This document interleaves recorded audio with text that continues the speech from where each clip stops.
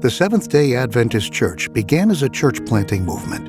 In the late 1800s, church planters, including husband and wife teams such as Albert and Ellen Lane, began opening up new work in the eastern states of America. Between 1896 and 1905, Mrs. Lulu Whiteman alone planted at least 12 churches in New York State. It was hard going. 100 years ago, in 1922, the Adventist Church planted 75 new churches. Last year, it planted nearly 2,500. In 1922, it took nearly 5 days before a new church was planted. Last year, it took 3.6 hours. Today, the Seventh-day Adventist Church continues to grow only as it keeps its focus on starting new groups of believers. Church planting is the most effective way to grow and expand the church. Leading the way are faithful global mission pioneers, pioneering the gospel, starting new groups of believers in new areas. Where possible, they work among their own people. They know the language, they know the culture, and they put Christ's method of ministry into practice. Receiving only a small living stipend, they work sacrificially to spread the good news. Supporting the work of pioneers and other church planters are the Global Mission Centers, which help us more effectively reach out to people of other religions, vast people groups largely untouched by the Seventh-day Adventist Church.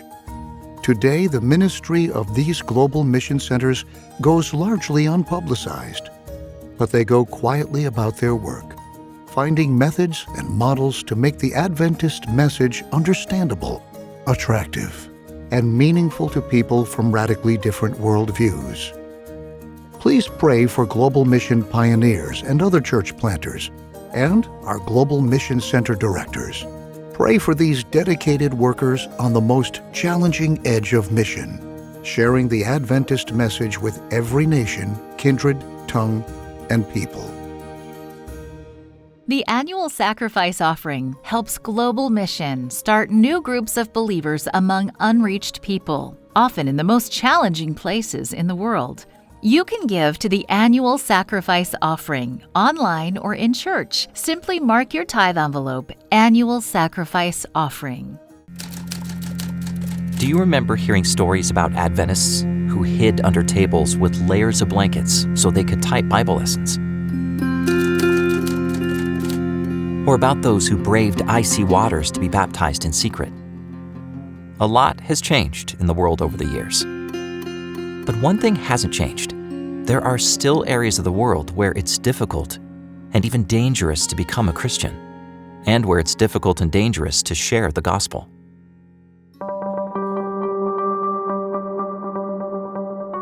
We've gotten used to how fast information travels around the world. Post something online, and you can have immediate responses from halfway around the world. It wasn't always that way. In the late 1800s, it could take more than a month for a letter to travel from the United States to China.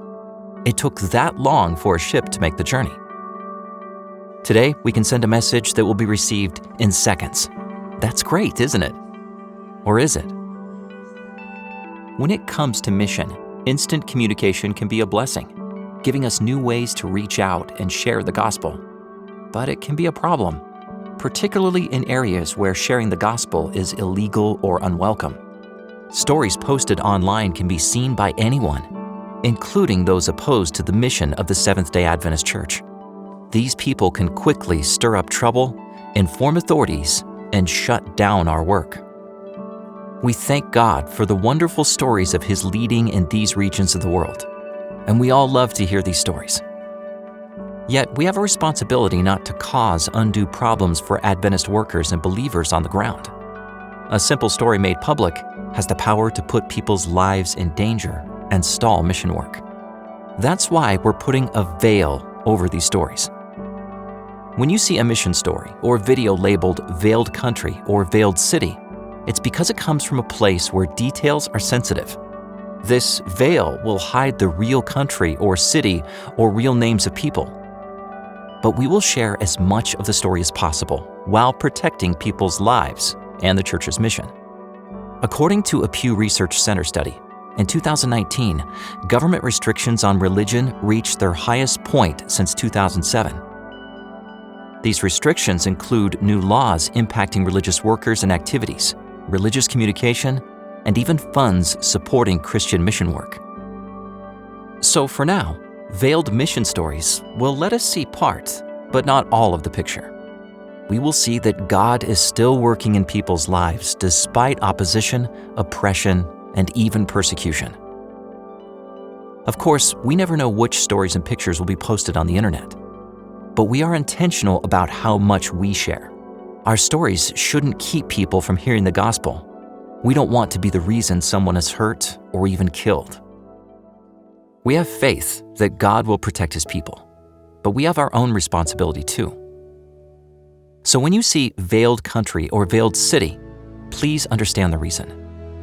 And say a special prayer for the people who are working on the front lines in these challenging mission areas, where a stray message or an overheard conversation can lead to beatings, arrest, or even death. Someday the veil will be lifted. Someday we will meet the people behind the veil, and perhaps we will be able to say, "I heard your story. I couldn't see you and I didn't know your name, but I prayed for you." Thank you for your support of mission around the world, especially in veiled countries.